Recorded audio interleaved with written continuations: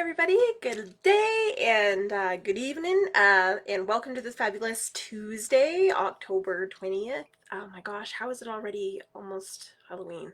How did that happen? But I want to just kind of continue to keep this going. I really miss being able to drum and sing with people, but it's kind of slowly but surely starting to come back in a very large distance format. But it's nice that I can, share and just keep my voice in shape, but also keep my mind in shape. And it's nice to be able to share. And you never know if I will share something that's going to impact somebody or help them through the week. So I'm just very humbled and thankful and grateful that I can share. I'm a little sleepy. I just had a short little nap. I had too much gluten. It made me sleepy. But I just wanted to, of course, start in a good way by acknowledging the land upon which we stand. So I acknowledge Treaty 7 territory. I acknowledge Mohinstis, which is where the Bow River and the Elbow River meet. And it's really important to just acknowledge where you are in your sense of place. When I was working with some youth, I had them close their eyes and put their hands on the ground and just really take a breath. It works really well when you're outside, but think really about where you are, your sense of place.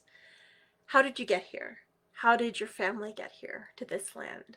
How many generations does your time on this land, in this space, go back? And before your family was here, before your generations were here, what brought them here? What was something that was magical or open or special about this place that invited everyone in? And then I get them to think back, about 150 years, 200 years. What was on this land before we got here? Before we were in this house, or before you were in this school, or before you were in this big field? What was here before you? And it's pretty amazing to just think in such a short period of time, like 2 full lifetimes ago, there was buffalo roaming the plain until they were pushed to the brink of existence. And so when we do a land acknowledgement, I think we need to acknowledge all of our relations. We have to acknowledge just the devastation that we've had, the effect that we've had on, things like the buffalo. They were a very stark example, but there are different types of bugs and different kinds of mosses and plants that we have a direct impact with when we should have a relationship with them. Because if we lose that relationship, that's not coming back. And so I think that's a really important part of the land acknowledgement that we forget to do, is acknowledging the land itself, acknowledging the plants and the voices that they have, acknowledging the animals and the voices that they have and the things that we must learn from them, acknowledging the families that have been here for thousands upon thousands of generations that have those deep relationships with those plants and the animals and have those different teachings and the different stories around them. And so it's a blessing to be here. So I acknowledge the Blackfoot of Siksika, Kainai, and Pagani. I have so many wonderful elders and knowledge keepers and friends from all of those nations, and I'm so thankful and humbled every time, we spend time together or to have tea together or march together, and just the wisdom and the gentleness that we all carry. I thank everyone from Tsutsuna, this and just the knowledge that they carry. They carry so much knowledge that's attached to the river, because that's where they would watch the river flow. They would know what kind of weather was coming, what kind of a year to expect, what kind of crops to expect. They would be able to watch the river and know those stories and know that the river has a story for us. The waters always have a story for us, and they carry so much of it. I also wanted to acknowledge the Stoney Nakoda from Morley, which includes Chiniki, Bearspaw, and Wesley First Nations. They're so close to the mountains, and there's something really amazing about the Chinooks that run through there, because they always smell like fresh water. And they have these wonderful stories that are attached to the Chinooks, that are attached to the earth, that are attached to even their language and how their language relates to the earth. All Indigenous languages have that element of relationship in them. And so it's not just, these are the words. It's just like the deeper meaning of the words. And this is why it's so important to really learn from those people and take those opportunities as you get them.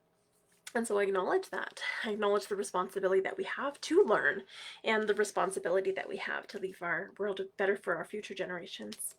And I also acknowledge Métis Region 3, because the Métis were the ones that act as the bridges between Indigenous and non-Indigenous people. They were often that point, that touch point in between. So they weren't even allowed into things like Fort Calgary, but they would be able to act as translators. And so that is a really strong Métis history that even though we were probably the last to be considered people under Canadian law, because we weren't Indigenous, but we also weren't settler, we're right in between. Because of that, it takes a lot of strength to really fight for who you are and your identity, but also to honor that responsibility and take it on without judgment, and to be proud of that history that does connect each and every one of us. And so, just to welcome everybody into the circle, I always like to share the Cree welcome song. Traditionally, when we sing songs, we sing in rounds of 4 to honor the 4 directions of the medicine wheel. But this song we sing in rounds of 3, and that's to keep the circle open and welcoming, to welcome everybody into the circle today, to really acknowledge that we're all different. And that's important because, of course, if everybody was the same, it would be boring. But it's those differences that really make our community incredible and resilient and strong and really progressive. You know, we need to keep moving forward, and the only way we can do that is with difference. Because if you're preaching to the choir, nothing's ever going to change. Whereas if you have meaningful discussions and you come to conclusions and you can come to an understanding to build a better community together, that's truly when we see those changes happen. And so I think it's very important to acknowledge the fact that we have a very divisive atmosphere now. I mean, everybody seems it's like us against them, like my opinions are right, your opinions are wrong. And even when we look at social media and just how those lenses are shifted and you can't see the other side of the lens, I think sometimes it's important to challenge yourself to look at that other side, that side that maybe you don't agree with or maybe you don't understand, and just learn about it a little bit deeper and make those decisions on your own. Don't just trust what what you think, but actually expand that knowledge. That's truly what makes our community incredible, and it's also what arms you with knowledge to be able to make those changes in your own life. And so Mia Sin, which is the Cree welcome song, it is from the Natahau family from Sturgeon Lake Cree Nation. Hi, Steve. I missed you and your baby. And they're a little up north, so I'm really thankful every time I sing this song, because I really acknowledge that family, and just I know how hard it is to keep that knowledge alive, to keep those songs and those stories alive. In our family, we were bundle carriers, we were medicine keepers. My great grandmother, my Nokomis, she had several medicine bundles. But when the Indian agent found out she was actually still practicing traditional medicine, they burnt down our family home, and along with that went all of the medicines. And then my Nokomis, she got too sick to be able to pass that knowledge along, but she was also very afraid to pass that knowledge along. So I think it's really important that we do acknowledge that history and acknowledge that the things that we have here, the things that we're holding on to so tightly and now finally able to share, those were almost lost. And so it's invaluable to be able to share them with our community.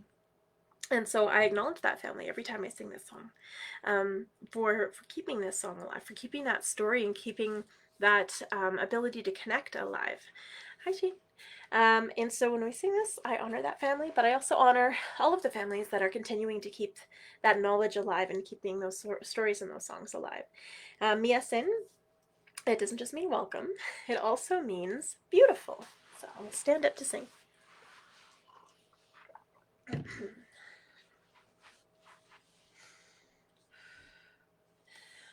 Mia Sin, Mia Sin,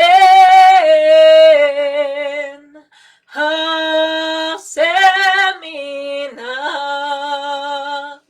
ha semina, e pekakote, ni wagomagan.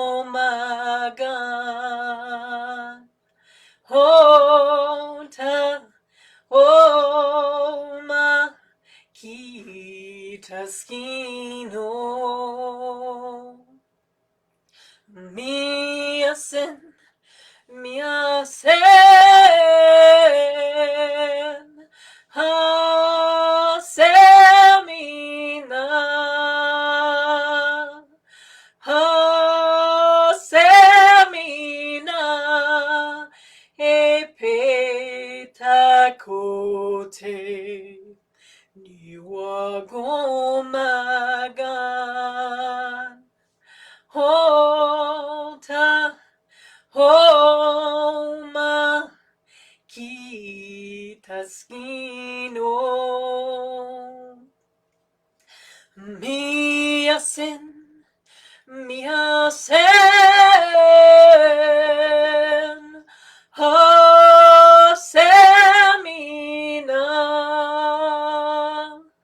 Hasemina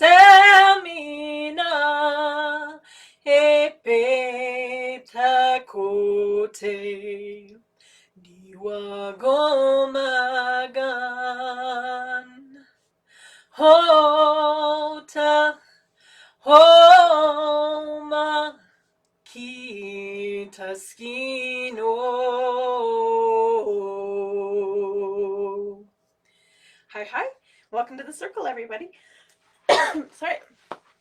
My cats are shedding a lot because it finally got cold, and so I've been breathing in their hair, and I had a hair stuck in my throat. So, just to start, I'd like to smudge with everybody today. You can smudge from where you're at, or when we smudge, it's kind of our way to pray. It's the way to ask for the things that we need in our life, to get rid of the things that we don't need. It's very cleansing, very healing. It's also really calming. So whenever I'm really, really stressed out, I smudge, and I feel like 1,000 times better because it just puts everything into perspective, and it helps me bring that balance back. So I'm just going to talk really quickly about the medicines before we smudge. And so the first medicine, oh, again, these are just Cree teachings, and my teachings, so OG Cree. And so this is from kind of like southern Saskatchewan, little central to southern Saskatchewan and in through Manitoba. But everybody's teachings are going to be different depending on where they're from, depending on what resonates for them. And so I can just share what I know. And if it makes sense to you, awesome. And if it doesn't, that's okay too. It's really about taking what you need from these teachings and using them in a good way. But that's kind of the difference between appropriation and appreciation. Appropriation is you're making money off of something that is not yours, not your culture, not your teachings, not your learnings, and doing it in a way that you're actually you're taking away from the people who have actually gone through those struggles. That's appropriation. Whereas appreciation is you understand and you have a deep appreciation of these teachings, of these learnings, of these medicines, and you're using them for yourself or your family in a good way. And so that's kind of the difference. But just to start on that note, we have sweetgrass. Sweetgrass always smells so good. I had to wrestle this away from my cat earlier because it tastes good too, apparently, to cats. I don't know. I put it in my tea. I find it quite bland, but it's really good for our minds. So in the East, in Cree, we have Grandfather Sun, and Grandfather Sun rises every morning. So, of course, that's the morning. It's the springtime because that's when Grandfather Sun comes back to the earth. It's also represents childhood because that's where we start our lives. And so the sweetgrass helps us with that. It helps us with our mind because when we're children, we actually learn more than we're ever going to learn in our whole lives. And so it teaches us about really acknowledging our mind and our learning and the way that we observe the world. So it's really about understanding the world around us and not really how we fit in, but how everything interacts. And so it's really important that we acknowledge our mind with sweetgrass. And this is also why it's braided. It reminds us of that past, present, and future, that we are one being and we're forming. And so as we braid it, we say those prayers to form, our path ahead, to acknowledge our 7 generations behind us, the ancestors that brought us here, to acknowledge those 7 generations forward, and to help us make decisions and live in a good way. So when we burn it, oftentimes I'll burn it whenever I'm trying to make a decision or whenever I have paperwork to do. I should probably burn some because I got to get some invoices out. But it really does help you to focus. It helps you to learn better. It helps you to just fine tune your mind. And so, even people who are dealing with like a lot of anxiety, if they smudge with sweetgrass, it's amazing. It's really good for Alzheimer's as well as dementia. They did a study out of the University of Lethbridge, and it actually helped elders that were smudging with sweetgrass every day dealing with those unfortunate effects of those disabilities that just take away who you are, your sense of being. And so, in turn, they're kind of unlearning everything. They're going back to a state of childhood. So it would make sense that sweetgrass was there to help. And so there's sweetgrass, and every strand of the braid of sweetgrass has 7 blades in it to represent those 7 teachings and 7 generations. And so they're very thankful for that. The pickings were quite slim this year for picking of sweetgrass, and so I had to go to Musquecheese and buy some to gift to the community. So next up, we're going to go to the south, and that's cedar. Cedar is for our physical body. I should probably boil some on the stove and just breathe it in for my asthma and my allergies, because it's antibacterial, antifungal, antiviral. It's also an antihistamine, and it has a really fabulous numbing agent in it. So if you have a sore throat, it just kind of soothes it. If you have a rash, you can throw it in your bath, and it's really amazing. I don't know, I use it for pretty much everything. Anytime I even have a little tickle in my throat, I'll have some cedar tea. It tastes awful and it works. So, like Buckley's. Buckley's has cedar oil in it, which is why it tastes awful and it works. Hi, Jason. So I think it's really awesome that we have this wonderful thing that can help us. And out west is where it comes from. There are some trees out in the east as well, but we would typically trade for cedar. So we have some medicines that only grow across the prairies, and so we would trade some of our friends and family in the west for the cedars and with shells. We would have different exchanging ceremonies for the different medicines that grow in every region, but because they help us all in different ways. And so I acknowledge the people out west. But not only were they using the cedar sprigs, but they made use of the entire cedar tree, and they did it in a sustainable way. No clear cutting, you always, what's really amazing is when you take one of the largest trees out, it opens up the canopy enough so those smaller trees are able to grow for the next generation. But now we don't do that. We just clear cut everything and throw away what we don't need.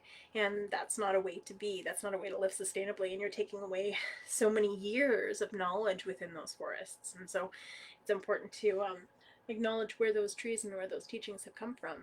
And sometimes if I'm, really stressed out, I just touch a tree. There's something really, really grounding and healing about that. And I remember always, whenever we were camping or whatever, if we would get lost, we were told just hug a tree.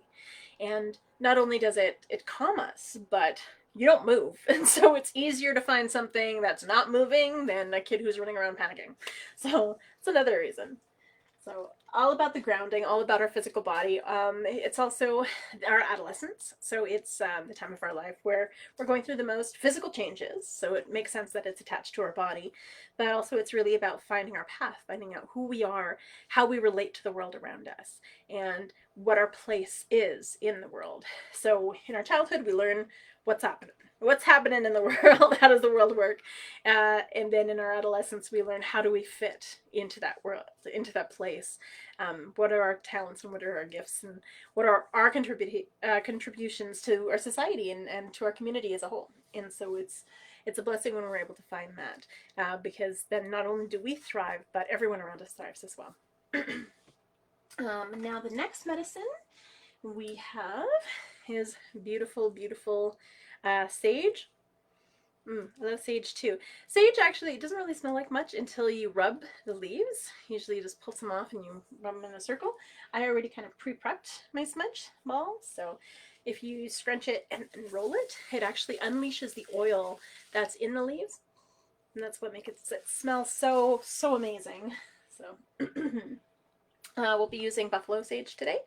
Sage is considered the women's medicine, so we have the men's medicine in the east, we have the women's medicine in the west, because it's all about the balance. And it's understanding that we are a balance of both. When we talk about two-spirit teachings, two-spirit they ebb and flow between both that masculine and feminine energy smoothly, and they're able to understand both aspects of their being in through both those lenses. And when we talk about two-spirit people, it isn't just a gender thing, it isn't just a sexuality thing, it's a spirituality thing. It's the way that we connect to the world. And so it's really a blessing to have a two-spirit person in your nation, because they would fill in those gaps. They would be there to almost act as a lawyer and to be able to see all sides of a situation in a way that sometimes people who are just one or the other, they don't have that ability to see it fully and completely. This is why it's important to always come back to that place where we have that balance of masculine and feminine within us. And this is why we have that balance on either side of the medicine wheel. It's connected to Grandmother Moon. So we have Grandfather Sun in the east, Grandmother Moon in the west. Fire, because Grandfather Sun's a big ball of fire. Water in the west, because Grandmother Moon pushes the tides in and out.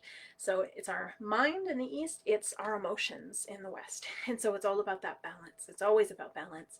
And sage helps us to balance our emotions. It helps us for self-care. So anytime when we have tea ceremonies, we always put like a little bit of sage in the tea, because it really is about replenishing our spirit, replenishing our heart, replenishing everything that we expel on a regular basis.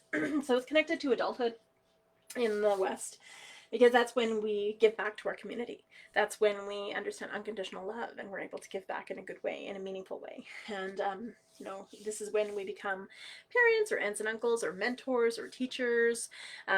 This is when we truly give back to our community, and that's what an adult is. It's someone who gives to their community in a meaningful way and in a helpful way, by sharing who they are. And that's also water.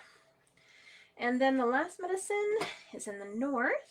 I'm going to just show you this. So normally I have all of my tobacco wrapped, but I was actually gifted this lovely tobacco. So just doing a quick favor, but so this is tobacco. This is always dry tobacco.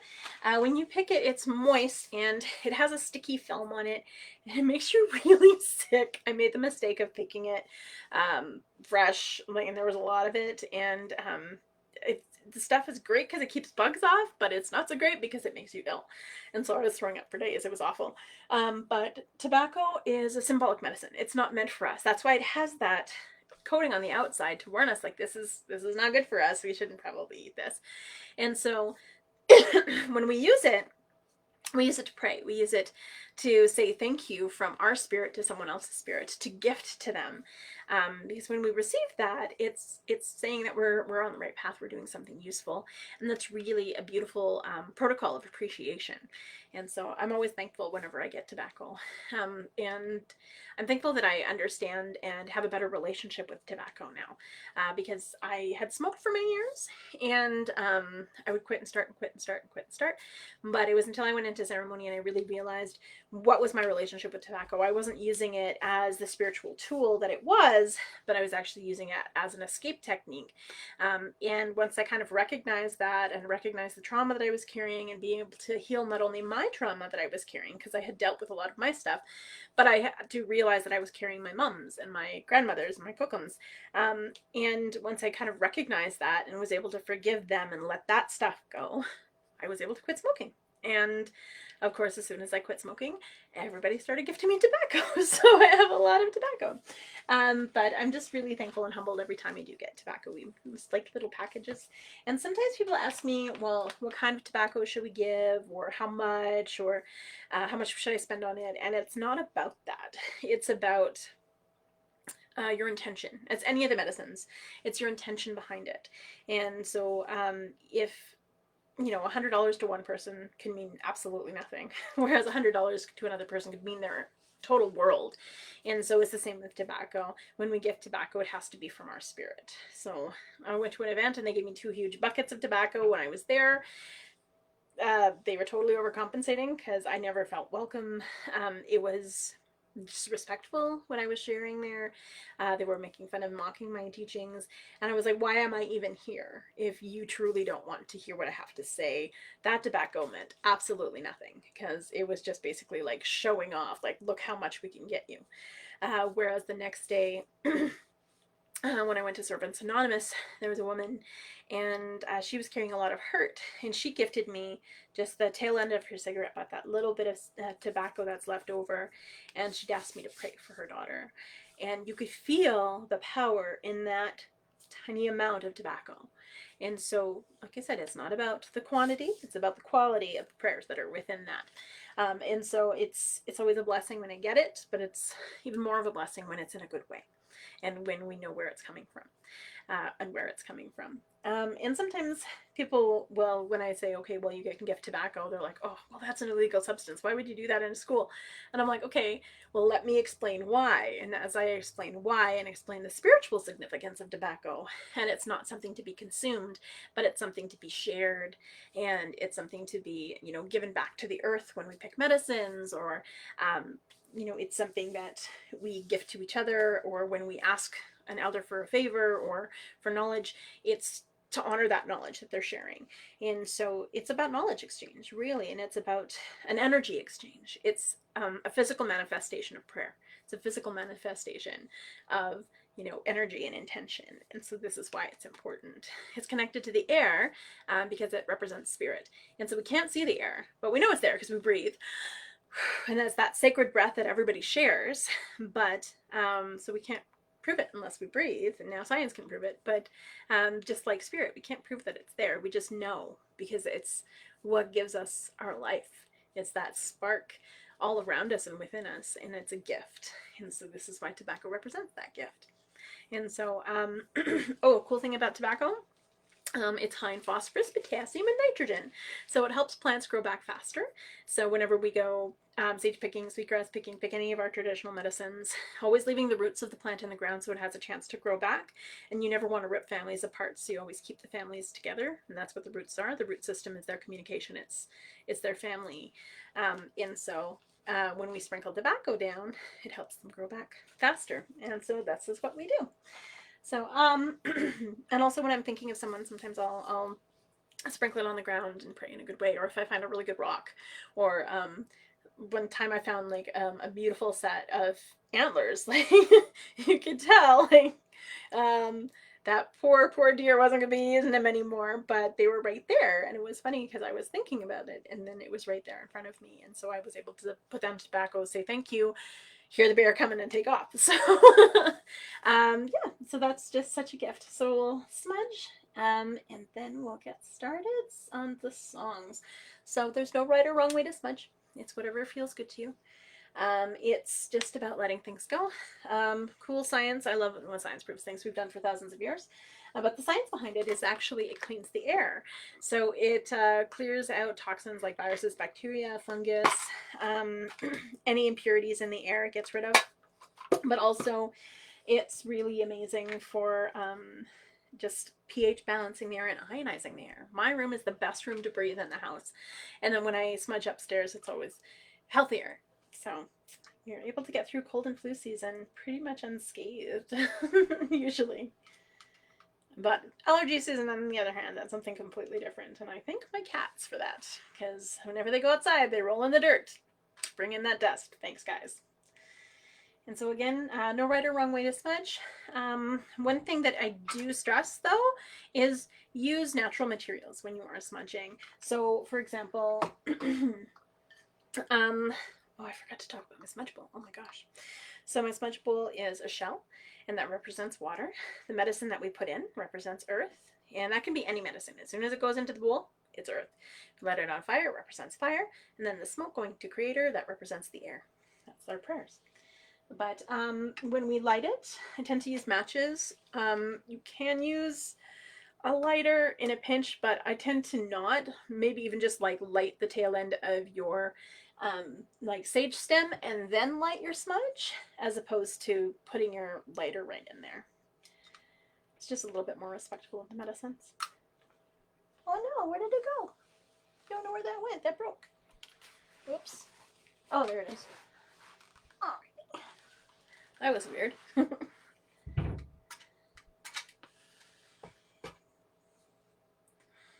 Again, there's no right or wrong way. You might have noticed that I did take off my earrings, and that's because metal holds energy, and energy holds intention, and oftentimes when you smudge, it's about letting things go. And so it doesn't mean that you're not going to feel those things or think about those things, but it just helps you to acknowledge them so that they can move forward a little bit quicker. So the first thing I do is I clean my hands, so anything that I'm carrying I get rid of. I bring it over my body 4 times, down to the 4 directions in my body. Smudge my mind so I can think clearly, be open-minded, and learn from everything that crosses my path. Smudge my ears so I can be open to hear the messages that Creator sends me, also to remind myself that I have 2 ears and 1 mouth for a reason. Smudge my eyes so I can see clearly and appreciate all of the beauty that surrounds me, and I'm very thankful for my vision. Smudge my nose so I can smell danger and cookies. I smudge my mouth so I can speak only true and kind words that are helpful. I smudge my throat. I'm very thankful for my voice this lifetime, so I can give voice to the voiceless. I smudge my lungs so I breathe good, clean air. I smudge my stomach so all of the food that I eat this day will nourish my body. I smudge my heart so I can remember to be kind and compassionate and show unconditional love to all those around me, but also to be gentle to myself, as I think sometimes we forget to love ourselves the way we deserve to be loved. Smudge my womanhood because I'm very thankful to be a woman and a mother in this time. I'm very thankful to be a two-spirit woman, because I can carry all of those teachings with me. And I smudge my shoulders and my back so I can carry all of the responsibilities that Creator's gifted me with grace and humility. My hands and my arms so I can do the good work that Creator's put me here to do. My legs so I can walk this red road in a good way. Red road is the path of Aboriginal spirituality. And then I smudge my feet so I stay grounded and connected to Mother Earth, honoring her with every step and treading lightly upon her. And if there's anywhere else that you need a little extra love, like my middle of my back's a little sore, so I smudge there. If there's anyone that you want to send love and appreciation and prayers to, you just hold them in their heart and send that love to them.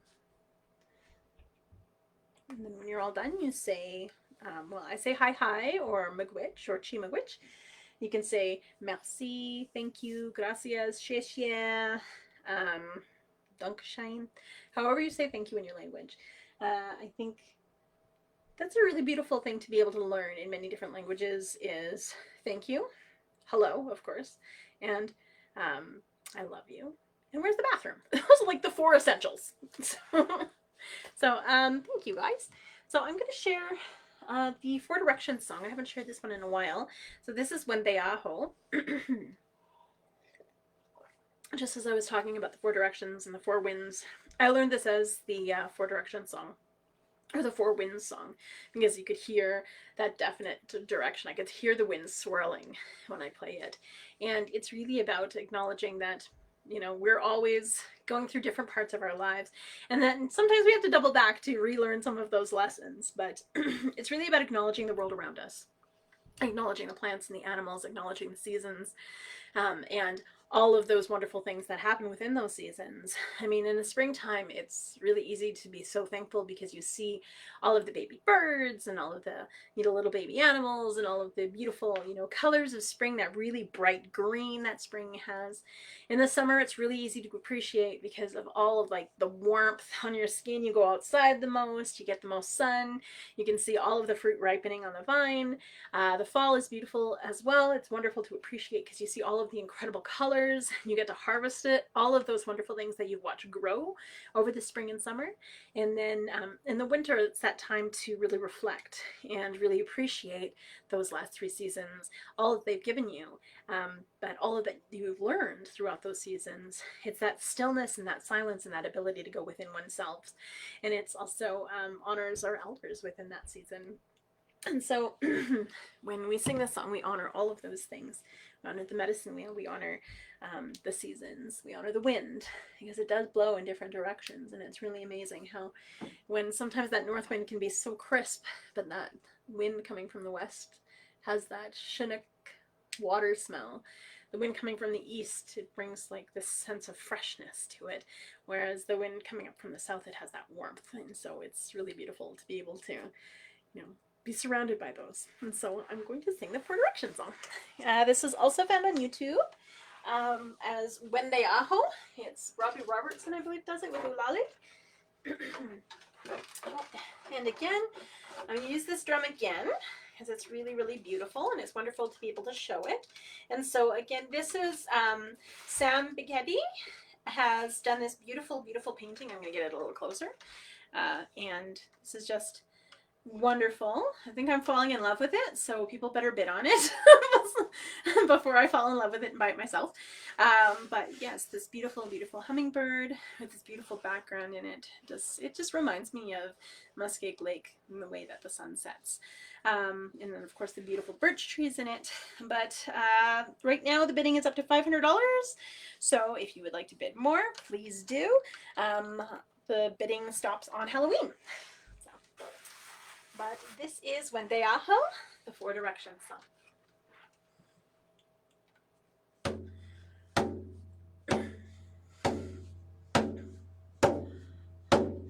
Wende Aho, Wende Aho, Wende Aho, Wende Aho, oh, oh, oh, ya, ya, ya, ya, ya. Wende Aho, Wende Aho, Wende Aho, Wende Aho. Oh, oh, oh, yeah, yeah, yeah, yeah, yeah. Wende Aho, Wende Aho, Wende Aho, Wende Aho. Oh, oh, oh, oh, yeah, yeah, yeah, yeah, yeah. Wende Aho.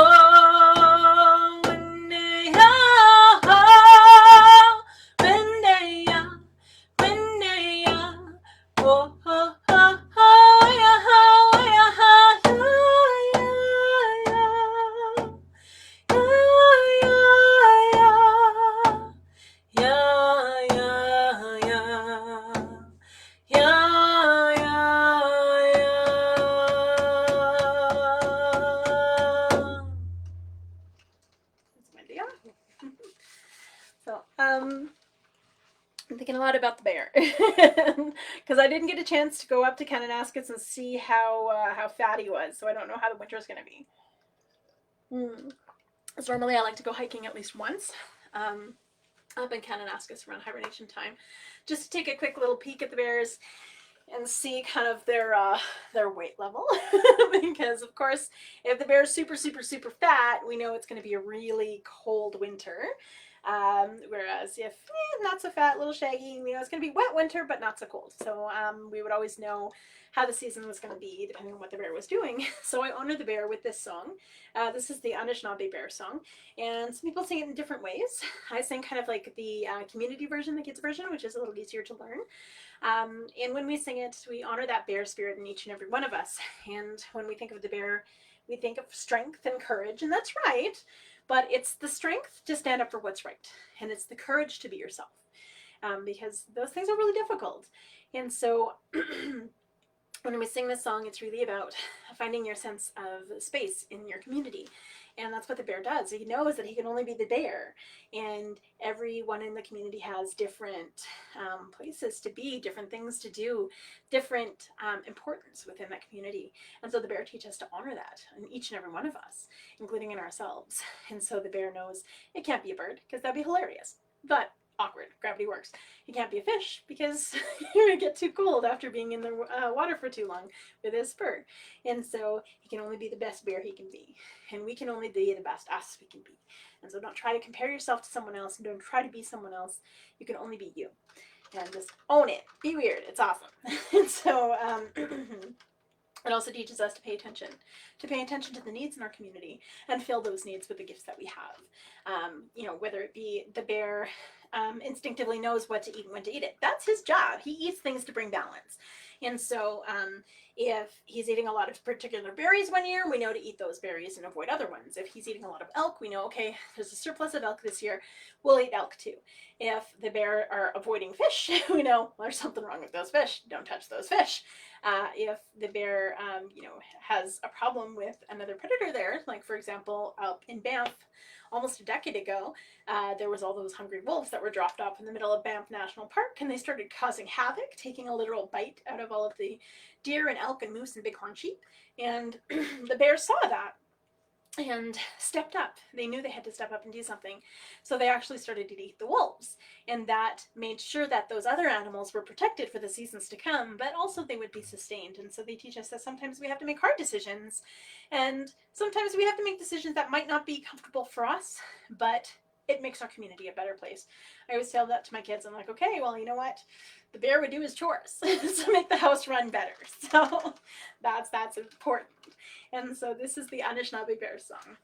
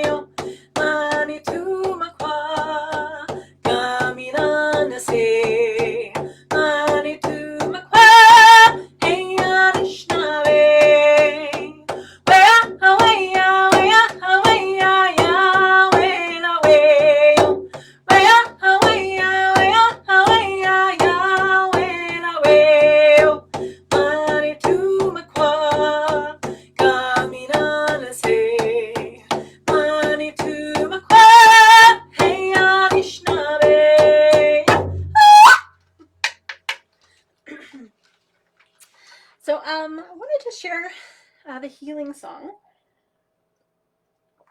because I think it's really, really important, especially now that we're kind of coming into the tail end of the fall, going into the winter, when we have to be more reflective. We have to really honor the healing that we need in our own lives. But also in light of everything that's going on around the world, I think it's important that we need to heal together because it's so much more powerful than healing alone.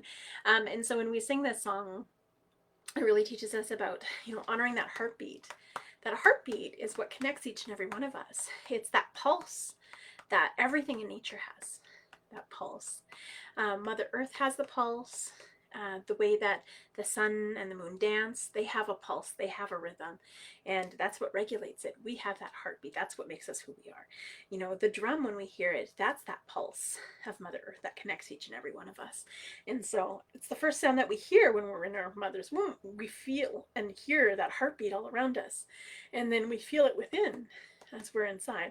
Whenever we're running too fast or things are getting a little too crazy, sometimes we really feel that heart in our chest, and that reminds us we're still alive when we're here and we're connected, and we want that sense of connection to other people.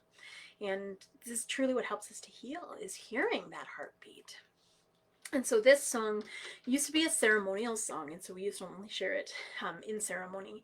But there's been several elders that have passed it on, and saying that now it's a time where we have to share this song. We are in a time of great transition and great turmoil, but this song brings community together to heal in a good way. And sometimes we have to recognize that to heal our community, we have to heal ourselves first. That's where reconciliation starts. It starts within. Because if you're not healthy, how are you supposed to heal everyone else? You have to make sure that you're healed within before you can share. And so this song reminds us of that reflection. It also reminds us, of course, of those different aspects of healing that we need. We start in the East because we need our mind to open up to be able to heal properly. Then we go to the South. We need our physical bodies to heal properly. We have to honor, our physical bodies and the healing that they need. Then we go to the West and that healing of our heart medicine that we need. How tears are so incredibly healing. So if you feel overwhelmed with tears in this song, that's okay. Let them flow. They need to come out. And then when the drum kicks in again, because we stop drumming the third round, and that's that healing round, and that's where those tears come. And that's where we reflect on the things that we need in our lives, the healing that we need in our lives, the people in our lives that need to heal, and pray for all of the healing that they need. And then when the drum kicks in, it's really about honoring that connection and healing that connection with our spirits, with Creator. And when I say Creator, that's just what I call that overarching spirit. I mean, there's so many different words for it. It could be God, Allah, Buddha, Jesus, the big spaghetti monster in the sky, the universe, just plain energy. But everyone has different ways of channeling that and different ways of identifying it. And it's not right or wrong, it's just different. And that's important. And so when we go to war over our different ways of, and our different names for something, it just seems ridiculous. It would be like me getting mad at someone for spelling my name wrong. I'm like, no, I don't do that. I correct them very gently, but it's not, it's my journey and that's their journey, and that's okay. And I think when we talk about spirituality versus religion, I think that's the difference. Is spirituality, we're really it's about introspection, and it's about getting that healing from within and recognizing that you already have that relationship with spirit. And so you need to bring that in. You need to bring that in. And so this song helps us to do that. So when that drum beat comes in, you just release it. And to whomever you pray to, or whatever you pray to, or wherever you need that energy to go, that's where you send it. And there's so much power in this song. I've seen miracles happen with this song. We had sang it and drummed it in the hospital for one of my mom's friends, when he was diagnosed with throat cancer. And right before his surgery, we drummed and we sang for him in this room, in this teeny tiny room. But as we were doing it and we closed our eyes, we could feel, it was almost like being in a wind tunnel, all these spirits around all of us. And we could see his throat glowing. It was really incredible. And then after his surgery, he was cancer free. We did the same thing with a friend of ours whose little guy had cancer in his eye, and we drummed and we sang. And then by the time they were able to go to a specialized clinic in Ontario, the clinician was like, "What happened? This is amazing! Like, the cancer shrunk; it's almost gone. What did you do?" And so we definitely have seen miracles happen. But I think sometimes we expect miracles all the time, but it's more than that. It's like, what are we learning from the situation? Are we actually learning what we need to from the situation so that we can move forward? Or sometimes it's really about the healing power of letting go, because that sometimes is so much stronger and so much more powerful than anything else. And so this is the Cree healing song. It's also called the crying song or the wailing song, because in it you can hear the tears. And yeah, I had learned this from Marion Larot and Carrie Moore, Olive Manitopus, my Mushum. I remember him singing this as a kid. And so it's really amazing how this song has traveled through so many different nations, through so many different families, and it is because of that strength that it has. And so in the song, pray for the people that you need to pray for. Pray for that healing for yourself, because I think sometimes we forget to do that. And, for everything that's going on in the world, there's definitely a lot of prayers. And all prayers or that's just intention. It's just setting those wishes. And so this is the Cree healing song.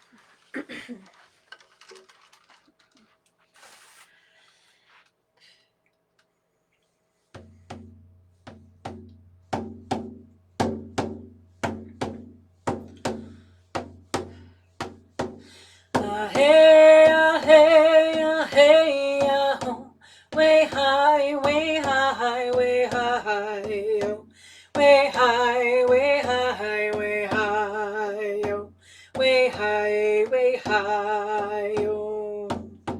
Hey, hey, hey, oh, way high, way high, way high, oh, way high, way high, way high, oh, way high, way high, oh.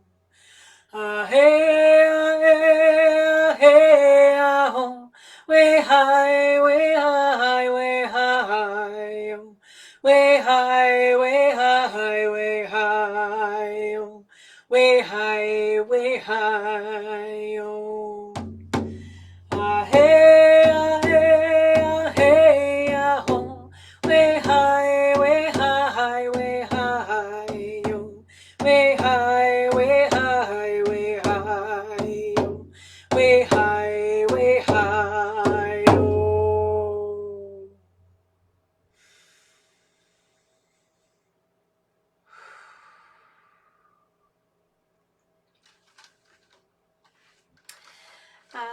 Now I want to sing the I Love You song because I love you. This is just a beautiful way to heal, is by acknowledging the relationships that we have with each other and the healing that we need through some of those relationships. When we let things go, sometimes that leaves a void, and so it's really about repairing that loving relationship that we have with ourselves, the loving relationship that we have with the plants and the animals. When we say all my relations, it's everybody. It's not just us. And this song is a Blackfoot song. I'm very thankful to my sister from another mother, Sandra Many Feathers, who shared this with me, but also my other sister, who Stephanie English, who shared this with me as well. And it's really beautiful. This song was also brought forth by Olivia Tailfeathers, and that's who had shared it. And so I'm not sure if it can be found on YouTube. It might be able to be. But this is called Gitsi Gokkelman. And in it, it's really just about enjoying and appreciating and showing love to those people around us and this thing within our lives. And so when I sing it, I sing to everyone. I sing to Na'a. So Na'a is Mother Earth. And I sing to Mohinstis, because that's our sense of place. That's where the river flows right now, the elbow. And then, of course, I sing back to everybody. And just when we say everybody, it's ourselves, it's our friends, it's our family, it's the strangers, the people that we haven't met yet, but the people who just need that healing. It's all our relations. It's those plants and the animals and the waters that are sick. But it's bringing back that healing and that balance that we need. And so this is the I Love You song, saying I love you to everything. Because love is healing.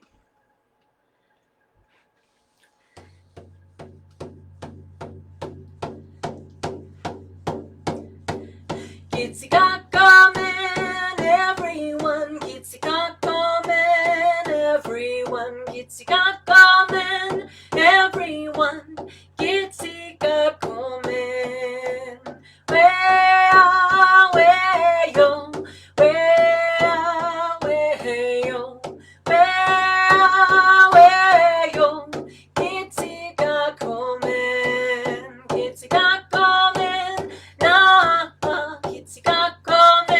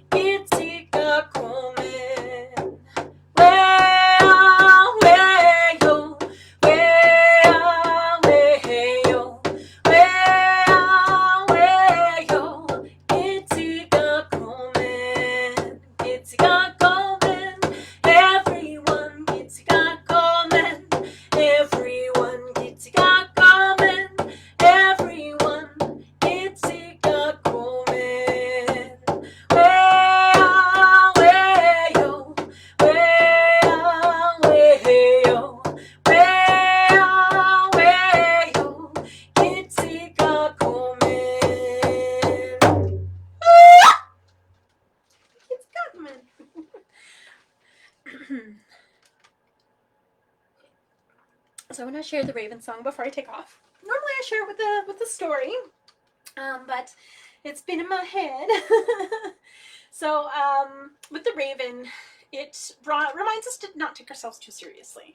It reminds us to really appreciate everything and everyone around us, and know that our place, it's not higher or lower than anything else or anyone else. It's really about equity and understanding. We all have different things to learn from each other, and different things that make us amazing. And the Raven had to learn that the hard way, but he learned it with eventually grace and humility. Eventually he learned just the gifts that he did have and the gifts that he did possess, and then he became the trickster. So likes to play tricks on people, and even now we can always hear that Raven's laughter. But when we sing this song, it's really about reminding ourselves to be humble, reminding ourselves to not get too wrapped up in comparing ourselves to others, because that's never the way. We're all so different. It's like comparing, an apple to a monkey. It's totally different. And so it's really about appreciating all of those differences around us, and appreciating the uniqueness that is you, and knowing that you have that gift for a reason. So don't deny it. By trying to be somebody you're not only taking that gift away from yourself, but you're taking it away from the rest of the community that needs it. And so when we sing it, it's really about delving deep into the joy of yourself, delving deep into the joy within you, and knowing that you have these gifts for your community. So go on, share your amazing gifts. And so this is the Raven song. And I had learned it. I'd actually heard it on YouTube, but I was like, I know this song. Why do I know this song? And then I had gone through so many different channels trying to locate the person who had been sharing the song. And then finally I did track them down, and we ended up having a conversation. I'm like, I don't know why, but I know this song. And he's like, well, where are you from? And I'm like, well, Muskeg Lake. That's where my family's from. He's like, oh, okay. Well, that makes sense. I'm like, why? He's like, because my mom's from Muskeg Lake. Oh, I was like, okay, cool. So we're technically like third cousins. And he's like, so this technically is a Cree song. So he said he learned it not only from his Cree side, but also his Cherokee side, because he's Cree and Cherokee. And so it's amazing. Cherokee. So this is Cherokee song. And it's just amazing how things come back around, how certain songs and certain stories will come back to where they need to be shared in a good way. And so this is just one of those songs that's happened. The healing song is another one. The creator song is another one. But it's amazing how those songs just always come back to where they need to be.